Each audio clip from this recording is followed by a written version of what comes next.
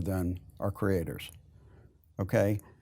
We know that our creators are probably, whatever they're putting on their channel, they probably have very deep knowledge of that.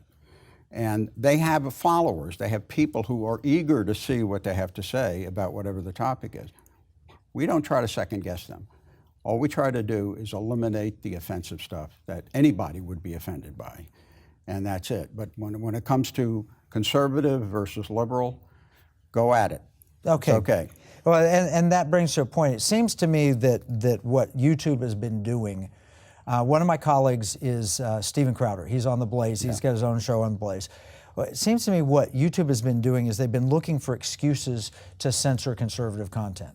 A good example is he did a video that was a parody, and it was protected under the Copyright Act as a parody. I mean, there's a special section in the copyright law that allows you to do a parody. He used all original content, but it did a parody of something that is well known. And YouTube immediately gave him 3 strikes, which means you're out and you're permanently barred. And then his attorneys talked to him, and I think they got it down to 1 strike. It used to be that if you did something that got called into question, they would investigate it first, and if it was found to be true, you'd get the strike. But in this case, and it seems like going forward, if you did something questionable and you got accused, they give you the strikes, and then maybe they take them away. That is kind of guilty until proven innocent, right? Yeah. Okay, so Steven Crowder's got almost 4 million followers. He's built a business on YouTube, and yet it seems like that business could be yanked from him in a second. We are a nation based on the concept of freedom of speech. Some of our universities need to learn that lesson again.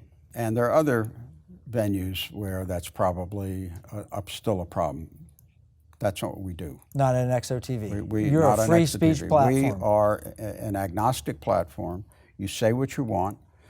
The only thing, as I said, things that are in bad taste, we don't want to offend our viewers. That sounds like the old standard that we had in the 50s, 60s, 70s, and 80s in America just for free speech. Exactly. You don't need to put a slasher film on there. Exactly. You don't need it, but other than that, there should be allowed political discourse. Exactly. And parodies, if they meet copyright rules and things like that, you'd allow all that too? Or discourse on anything. I mean, you may have an opinion about whether we should send a man to the moon or something like that, and you want to promote it on, fine. The idea is the more the people interact, the smaller the world becomes. And that's what a good platform does. So ultimately, we're going to go around the globe and sit in Europe and Asia and elsewhere, because all of those people have their cultural history and they have stories to tell. We want to support that.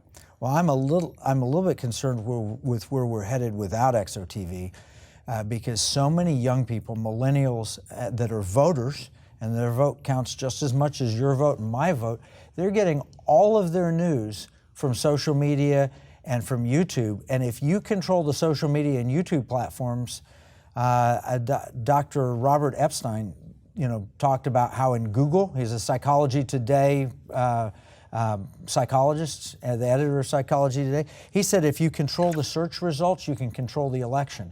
And I think it must be true also, if you control the social media news, you control that's an existential threat to democracy. It is.